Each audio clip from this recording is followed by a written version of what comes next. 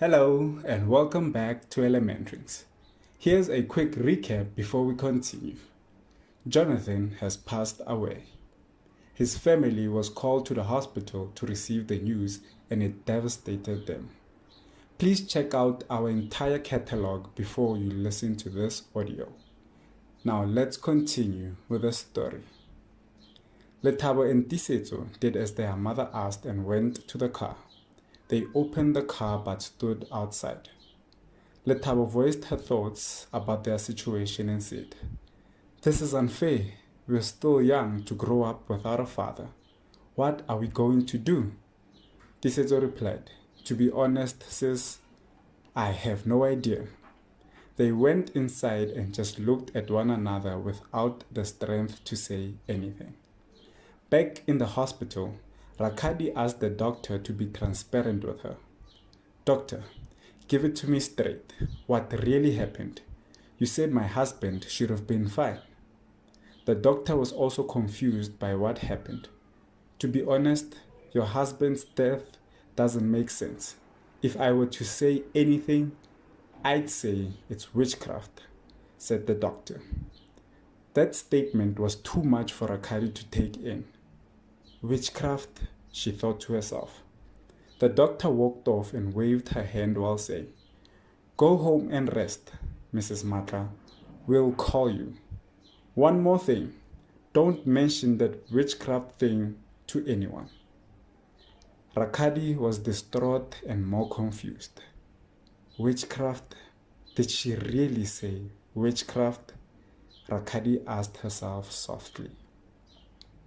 She walked towards the exit, and as she was about to get out, the receptionist called out to her and said, "Excuse me, ma'am. Here you go. These are your husband's belongings." Rakadi took the package, held it up just under her chin, teared up and said, "Thank you." The receptionist watched her as she disappeared to the outside. Poor woman and her kids, the receptionist thought. Rakadi made it to the car and went inside. She rested her head on the steering wheel and said, "Let's go home." Lethabo didn't know what condition her mother was in, so she said, "Mom, please be strong enough to drive us home safely." Rakadi raised her head and looked at Lethabo and said, "You are right, my child. Please put on your seatbelts." She started the car's engine and they drove home. Rakadi was focused on the road, but her mind was focused on Jonathan. "My love, how could you leave me with 2 kids? We still need you. I still need you." The family got home and went straight to bed. None of them could utter a word. Morning came quickly. Botlhale wasn't ready to wake up. The alarm went off at 4:30 a.m. 4 hours and 20 minutes since he laid his head. Ziggs came into the room and said, "Wake up, son. It's time to prepare for school." Botlhale pulled up the blankets and covered his head. He then said, "Dad, please start with the kids and wake me afterwards. Please." Ziggs did as Botlhale asked, but not without saying, "Okay, but you better not give me a hard time the second time around." Ziggs went to wake the younger ones and he went to bathe them.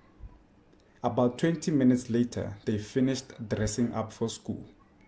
"Tlalefang, hurry and go wake your brother," Ziggs said. Tlalefang hurried to Botlhale's room. He enters and walks up to the bed. The rings box catches his attention and he says, "Oh, this is a cool box. It even has 4 rings with each having a symbol of its own. Let me try it on."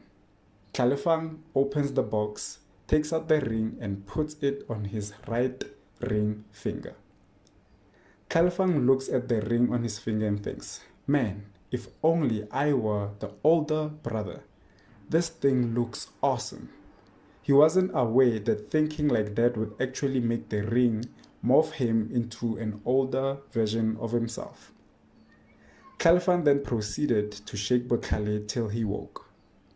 Bokhale was still sleepy and kept kicking, tossing, and turning. When he finally opened his eyes, he saw an unfamiliar face. "Who the hell are you?" Bokhale screamed. Califan extended his right arm in hopes of calming Bokhale down. Bokhale quickly hit the hand away, and the ring fell to the ground. The power wore off, and Califan morphed back to his normal self. Scared, Califan quickly said, "Bro, relax, it's me, Califan." Bokhale saw how scared Califan was and said, "I'm so sorry, little bro. Go tell Dad I'm awake."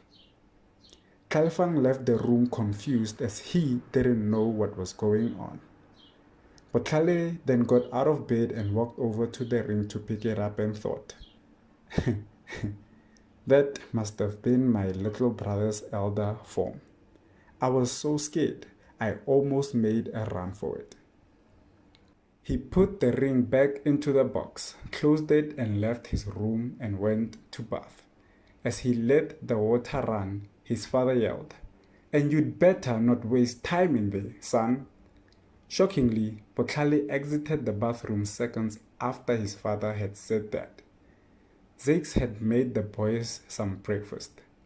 "Eat, boys. Why are you just looking at the food?" he asked. They both replied, "We are waiting for Big Bro." Zakes blushed as he thought, "There's that unity I'm so proud of." Zakes called out to Bokhale and said, "Bokhale, would you hurry up? Your brothers are waiting on you." Bokhale laughs and thinks, "That's my little brothers for you." Bokhale then yelled, "I'm halfway finished, Dad." He starts putting the ring and the history book into his bag, saying, "I can't leave these here." He wanted to share the experience of the ring with his best friend Disetsu. Bokhale walked out of his room and headed to the kitchen. Zakes looks at his boys and says, "I've put your lunch boxes into your bags." Zakes then searched himself and gave them each their allowance. A few seconds after, they all heard a knock on the door. And that's the end of the 38th release.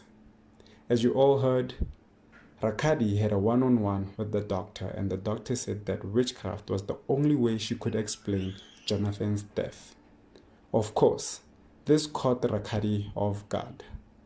Later that morning, Califan got to wear Bokhale's element ring, and it turned him into an older version of himself.